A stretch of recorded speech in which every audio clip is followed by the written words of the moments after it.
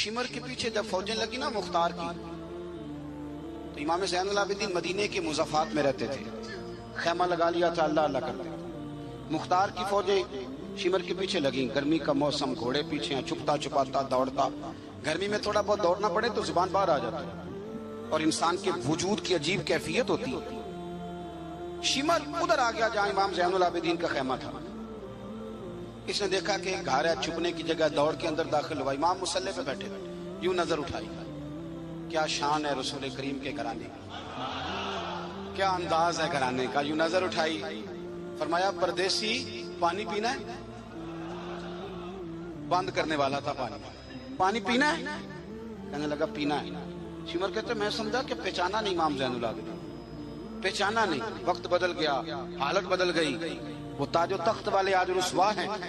امام زین العابدین خود اٹھے، سننا اور یاد رکھنا، اٹھے، پیالے سے پانی، اپنے مٹکے سے پانی پیالے میں ڈالا، پھر ایک پیالہ دیا، پھر دوسرا دیا، اور پیو گے؟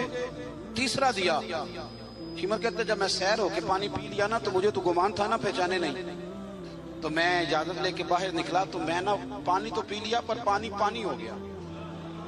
ہم تو دشمن کو بھی پاکیزہ سزا دیتے ہیں، ہاتھ اٹھاتے نہیں، اسے اس کی نظروں سے گرا دیتے ہیں۔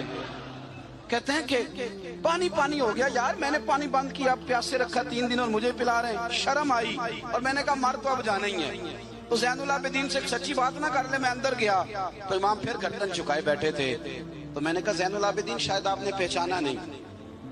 تو امام صاحب نے نظریں اٹھائی تو آنکھوں میں آنسو تھے۔ فرمایا کیوں نہیں پہچانا؟ جب تو اندر داخل ہوا ہے تو مجھے 6 مہینے کا علی اصغر اسی وقت یاد آ گیا تھا۔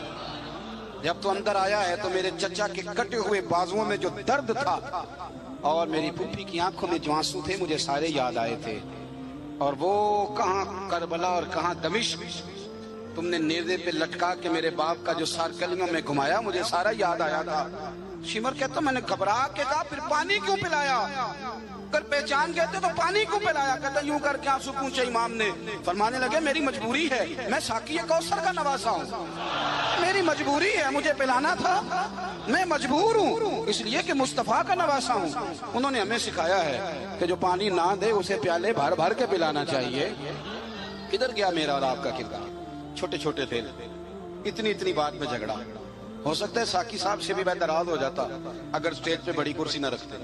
اتنا سا دل بس، ہو سکتا ہے بگڑ جائیں ایک دوسرے سے کہ مجھے بلایا ہی نہیں، نعرے نہیں لگائے، بندہ استقبال کوئی نہیں بھیجا۔ او بھائی یہ تو چھوٹے لوگ اس طرح کی باتیں کرتے ہیں، تو کچی پکی باتیں۔ جو آدمی بڑا ہوتا ہے وہ استقبال سے بڑا نہیں ہوتا، جو بڑا ہوتا ہے وہ بڑی